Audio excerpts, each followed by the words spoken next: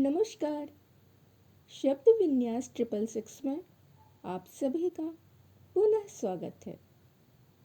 आज हम श्रीमती उषा प्रेमवदा जी के उपन्यास 55 खंभे लाल दीवारें का 12वां अंक सुनने जा रहे हैं। तो सुनना प्रारंभ करें।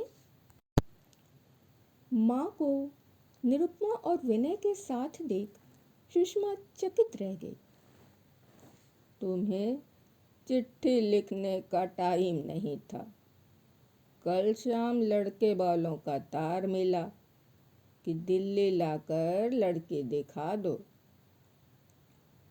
लड़का रेलवे सर्विस में है। किसी शादी में दिल्ली आए हुए हैं सब कोई। अम्मा ने विस्तार से बताया।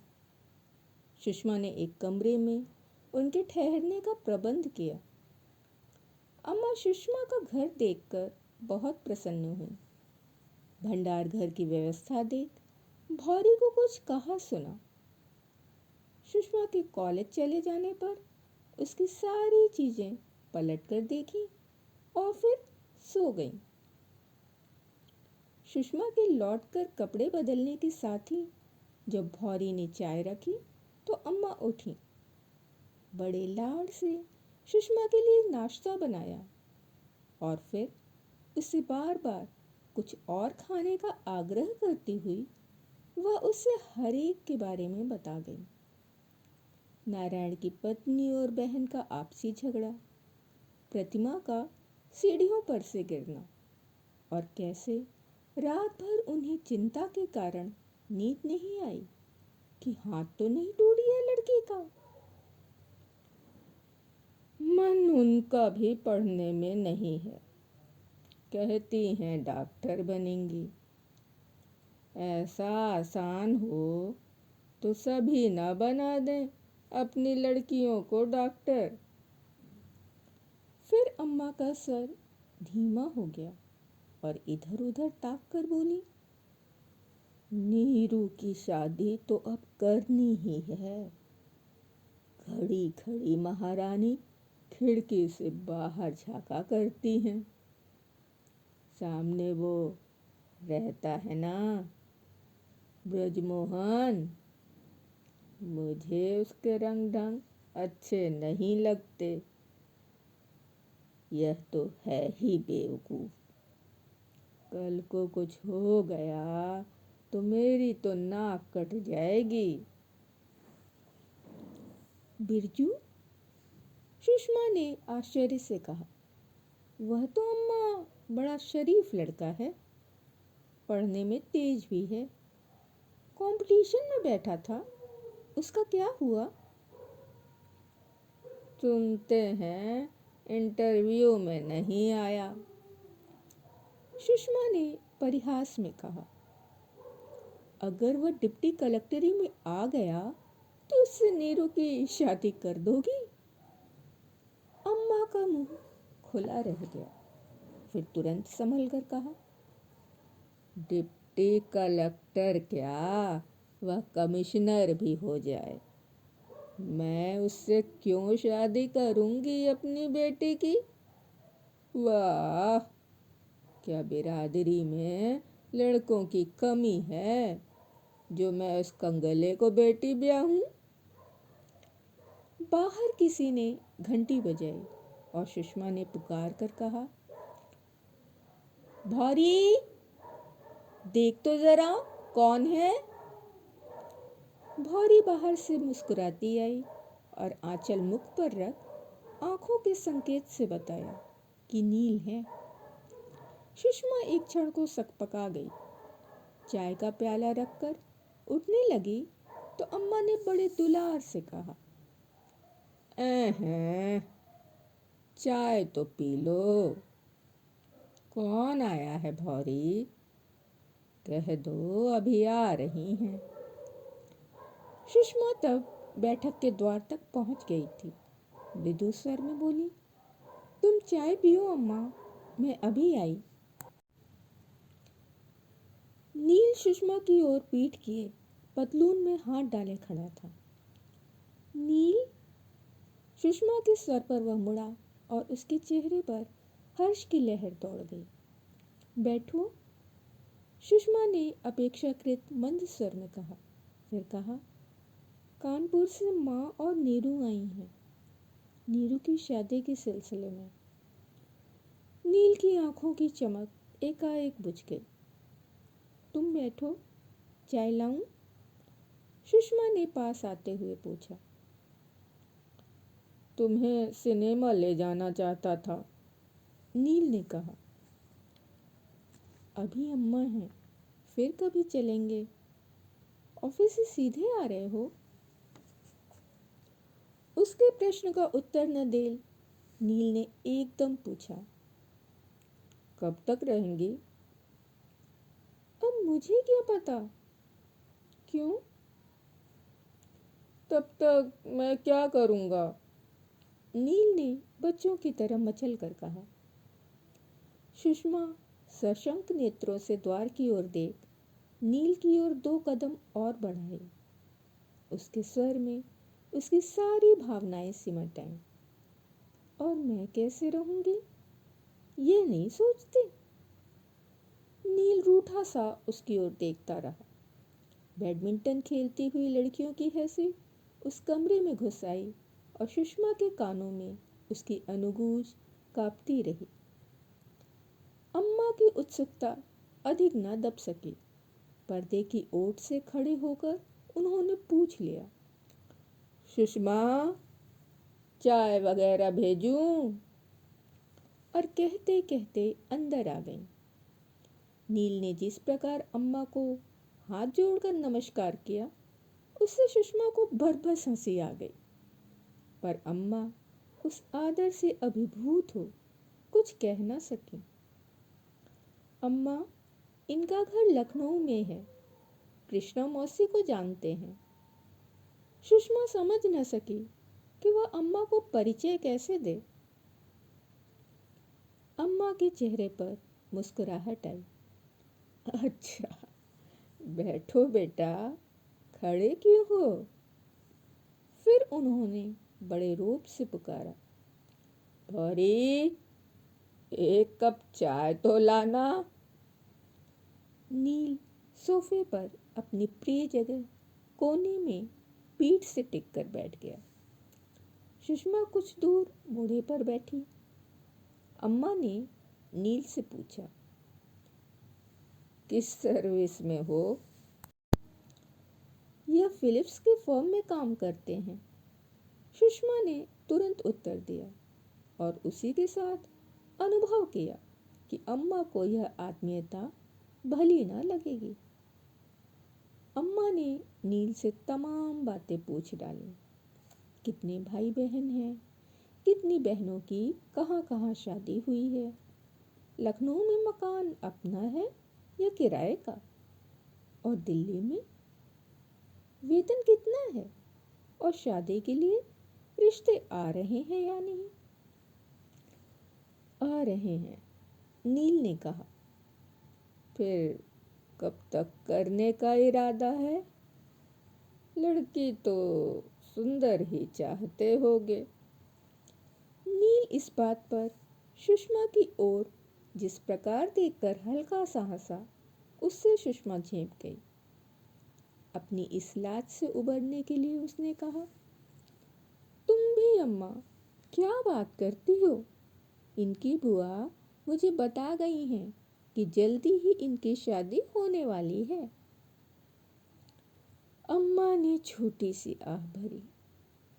क्यों ना होगी, अच्छे लड़के कोई बैठे थोड़े ही रहेंगे।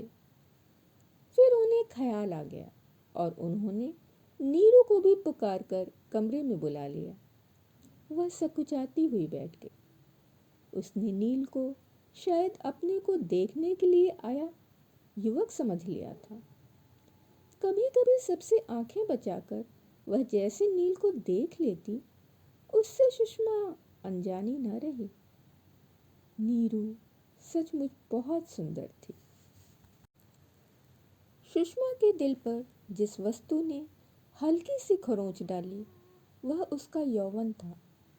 नीरू की उन आँखों में न जाने कितने स्वप्न जाग रहे थे। जीवन की दहलीज पर खड़ी हुई वह अपने आगे बिखरी हुई रंगीन झिलमिलाती हुई रोशनी देख रही थी। उस क्षण सबसे घिरी बैठी सुषमा जैसे अकेली हो आई। यह नील। उसने आंखें फैलाकर नील को देखा। नील का प्रशस्त माथा, सुषमा की ओर देखते हुए उसकी दृष्टि की कोमलता, सोफे पर हल्के से टिके हाथ, यह सब सुषमा की दृष्टि को असह्य हो उठे। उसकी धुंधली हो आई दृष्टि में अपने ये 3 प्रियजन काले धब्बे बनकर रह गए। सुषमा के विचार फिर उस बंद गली में मुड़ गए जिससे निकलने की कोई राह न थी।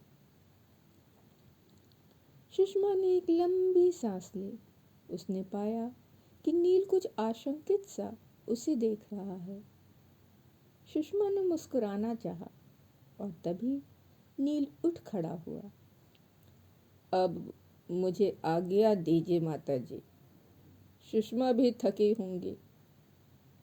और वह चला गया। उसके जाने के बाद सुषमा की जैसे सारी शक्ति चुक गई। वह वहीं नीचे फर्श पर पैर फैलाकर बैठ गई और शॉल से पैर ढक लिए। उसकी मुद आई आंखों के आगे अब भी नील का रूठा चेहरा तैर रहा था। सुषमा का उस पर ढेर सा प्यार उमड़ आया कि नील होता तो इसके घुटने से सिर टिकाकर उसे अनुनय भरे नेत्रों से देखती हुई मना लेती। नील की उंगलियां उसके जूड़े के सारे कांटे निकाल लेती और उसके सुवासित केस पीठ पर गिर आते। नील का चेहरा उसे देखते समय कैसा मृदु हो आता है। बहुत थक गई क्या बिट्टो? चलो पलंग पर लेट जाओ। माँ के स्वर में बहुत स्नेह था, पर उस स्वर के व्याघात से सुषमा के विचार बिखर गए। ठीक हूँ अम्मा, सुषमा ने सायास आंखें खोलते हुए कहा। सूरज की अंतिम किरणें दीवार का एक कोना गुलाबी रंग से रंग रही थीं। बैडमिंटन खेलने वाली लड़कियां फील्ड से जा चुकी थीं और धीरे धीरे सन्नाटा कॉलेज की इमारत में फैलता जा रहा था। नल पर कुछ औरतें अपने घड़े भरकर जा रही थीं। उनके घेरदार घाघरों में चलने से लहरें से उठ रही थीं। अम्मा ने कहा, सो गई क्या? नहीं अम्मा, सुषमा ने कहा और कंबल गले तक खींच लिया। कितनी देर से वह सोने का प्रयत्न कर रही थी। कभी कभी आंखें हल्की सी लगती तो नील और नीरू के चेहरे गड़बड़ होते नजर आते। अम्मा का स्वर सुनकर उसने आंखें खोलते हुए कहा, क्यों, क्या है? कॉलेज के खंभों में लगी रोशनियों का उजाला खिड़की के बंद शीशों से अंदर आ रहा था, जिससे कि कमरे की हर चीज कुछ कुछ दिख रही थी। सुषमा के करवट लेने से दूसरी ओर की खिड़की से हॉस्टल दिखाई देने लगता, जिसमें प्रकाश के अनेक चौखटे थे। शायद लड़कियां इम्तिहान के लिए पढ़ रही होंगी, थकने पर चाय बनाने लगती होंगी और रात के उस अंधेरे और सन्नाटे में उनकी आवाज़ें बहुत तेज लगती होंगी। बातें इम्तिहान की, कोर्स की, विद्या कितना पढ़ती है। मिस शर्मा के पास आज वह फिर आए थे। उनकी माँ भी तो आई हुई हैं, आदि आदि।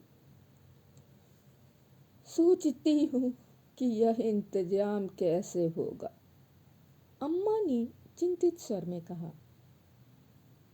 सब हो जाएगा अम्मा, तुम परेशान ना हो। कल शाम को आने वाले हैं, दिन में सारा इंतजाम करवा दूंगी, सुषमा ने माँ को समझाया। नापसंद करने की तो कोई बात है नहीं, अम्मा ने अपने आप से कहा। फिर बोली,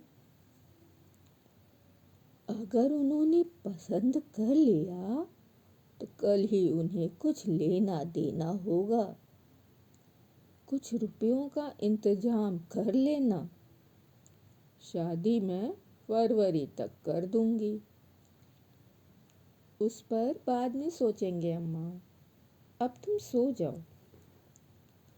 उसके स्वर से अभिभूत होकर माँ ने कहा, तुम ना हो तो मैं पागल हो जाऊं बिट्टो। सुषमा अंधेरे में हंसी। मैं कहाँ भागी जा रही हूँ जो तुम्हें घबराहट हो रही है। अम्मा Ready to कुछ देर pair. चुप रही। Go to the pairing menu on your device. फिर कुछ याद आने पर बोली, तुम्हें मालूम है सुषमा, भटनागर साहब की रेणु बड़ी जगहंसाई करवा रही है। क्यों, क्या हुआ? उनका लड़का तो अपनी शादी करके अलग ही हो गया। पहले सुनते रहे कि रेणु कहीं नौकरी कर रही है। बाद में पता चला कि उसकी किसी से, अम्मा एक पल को झिझकी, दोस्ती हो गई थी। उसी से रुपया ला ला कर देती थी। अच्छा। सुषमा की वाणी उत्साह विहीन थी। उसके चाचा को पता चला तो बड़े लाल पीले हुए। भटनागर साहब ने तो सब चुपचाप सुन लिया। कहते क्या, वकालत बिल्कुल चलती नहीं। जीने का सहारा तो चाहिए। सुषमा ने करवट बदल ली। कल मुझे याद दिला देना, नहीं तो बैंक से रुपया निकालना भूल जाऊंगी। उसने माँ से कहा। आज का अंक यहीं तक। आगे दूसरे अंक सुनने के लिए बेल आइकन को दबाना ना भूलें। अपने चैनल को सब्सक्राइब कर लें। पसंद आने पर लाइक करें।